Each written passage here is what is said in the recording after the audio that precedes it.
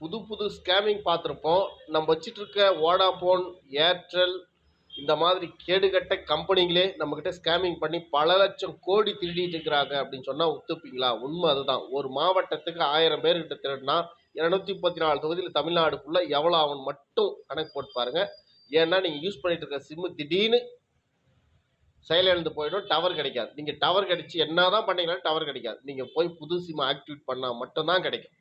அப்ப அதுக்கு 250 ரூபா வசூல் பண்ணலாம். ஒரு தொகுதிக்கு 250 ரூபான்னா தமிழ்நாடு ஃபுல்லா 234 தொகுதிக்கு எவ்வளவு வரும்? அப்ப இந்தியா ஃபுல்லா எவ்வளவு வரும்? எவ்வளவு இவனுங்க திருட்டு ஊழல் பண்றானுங்க மட்டும் பாருங்க. இதுதான் சொல்றேன்.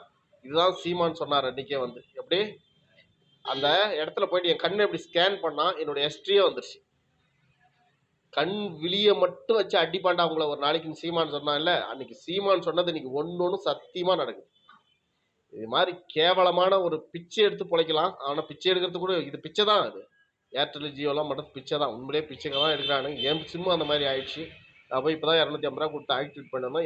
இந்த வீடியோ பார்த்துட்டு இருக்க எல்லாரும் தான் அப்படி ஆயிருக்கலாம். நிறைய பேர் தான் ஆயிருக்கலாம். ஒரே மட்டா பண்ணா பிரச்சனைன்னு சொல்லி ஒரு தொகுதிக்கு 1000 பேர், 100 பேர், 500 பேர், 1000 பேர், மேக்ஸிமம் 1000 பேர் எல்லாரும் ஒரு காலத்தில் பயிடுவானுங்க. ஏன்னா இப்போ எல்லாமே நம்மளே ஃபோன்லேயே ரீசார்ஜ் பண்ணிக்கிறோம், நம்மளே ஃபோன்லேயே எல்லாம் பண்ணிக்கிறோம். அப்போ அவனுக்கு வேலை இல்லை. எப்படி திருடலாம்? இப்படி தான் திருட முடியும்.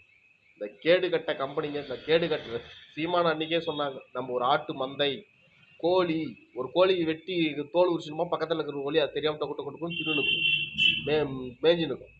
அதே மாதிரி நம்ம கோழியும் ஆடு மாதிரி ஆயிட்டணும். அது உண்மைதான் போல.